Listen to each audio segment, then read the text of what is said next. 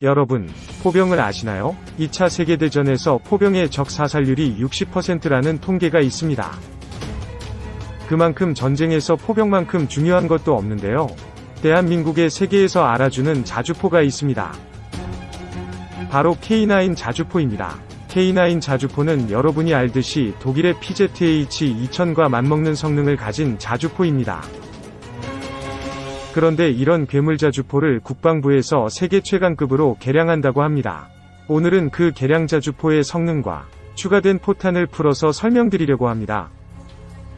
먼저 기존의 K9 자주포의 성능을 아셔야 개량된 자주포가 얼마나 업그레이드 되었는지 아시겠죠?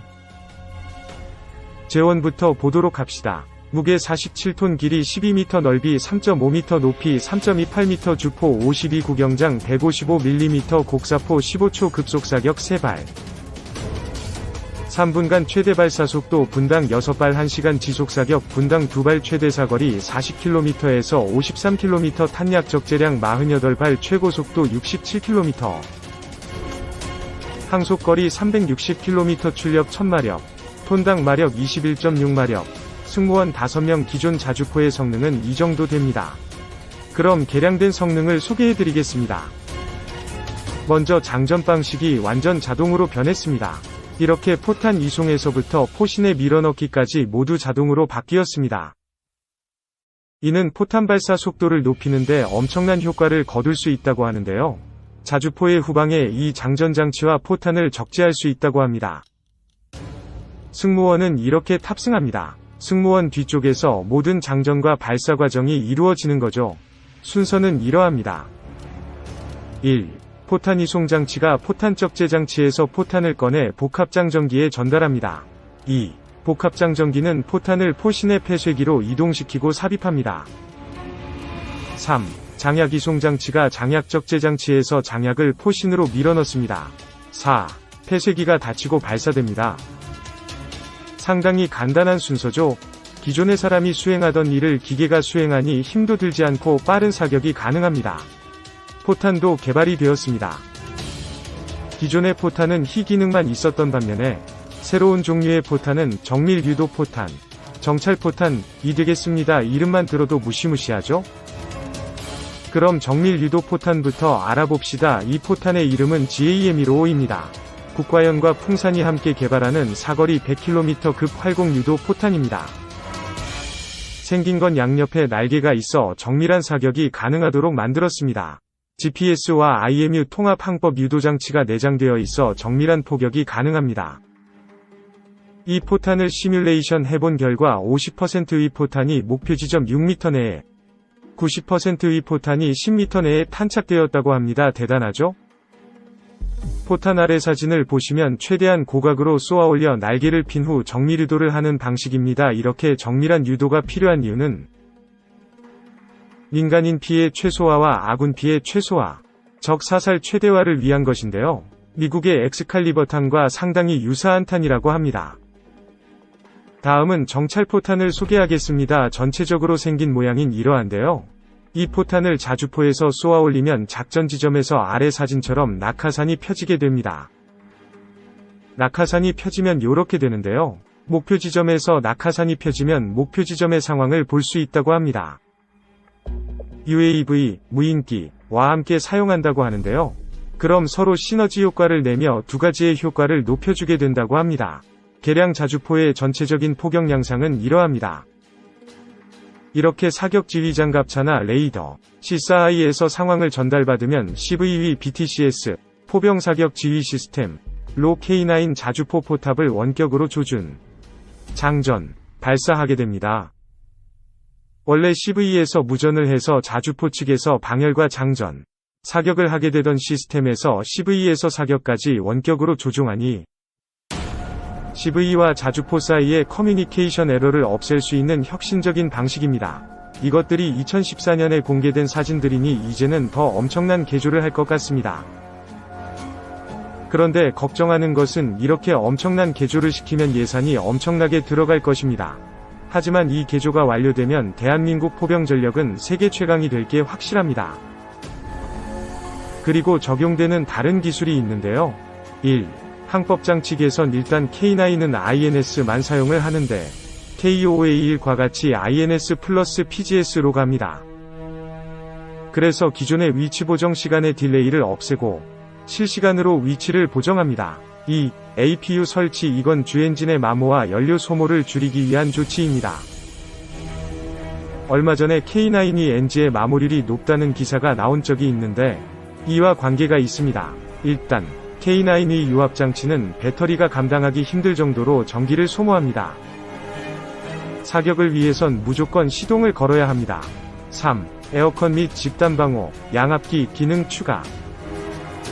기존의 K9에선 방독면의 호스를 차체에 연결된 여과기에 꽂아서 NBC 상황에 대처하도록 하였습니다. 물론 공기 펌프로 공기가 과급됩니다. 그로 인해서 전투력 저하가 뚜렷했습니다. 그리고 에어컨까지 달린다고 합니다. 4. 각종 안전 센서 부착. 조종수 해치 및 뒷문 해치 등 인명사고로 직결되는 부분에 센서를 부착하는 것입니다. 솔직히 K9의 경우 가격을 위해서 포기했던 부분이죠. 5. 통신장비 개선. 이는 K9 자체 개량은 아니지만 기존의 FM 무전기를 네트워크화된 TMMR로 교체하는 것입니다. 이는 C4I 체계의 완성을 위한 것이고 TICN의 일부입니다. 5. 전후방 CCD 카메라 및 열상 카메라 설치. 밀폐기동성의 편리성과 야간 장비 개선점입니다. 밀폐기동 시 잔만경을 통해서 조종을 하는데 시야가 좁고 제한적입니다. 또한 야간 기동 시 야간 잔만경에 의존해서 조종을 하는데 화질이 떨어지고 시야각이 좁았습니다. 또한 승무원을 3명으로 줄이고 3분당 사격량을 10에서 13발까지 끌어올린다는 게 목표입니다. 오늘도 연구에 열중하시는 연구원들에게 박수를 보냅니다. 2. 배 도발 즉시 K9 응사로 원점 초토화. 1시간 내 작전 종료.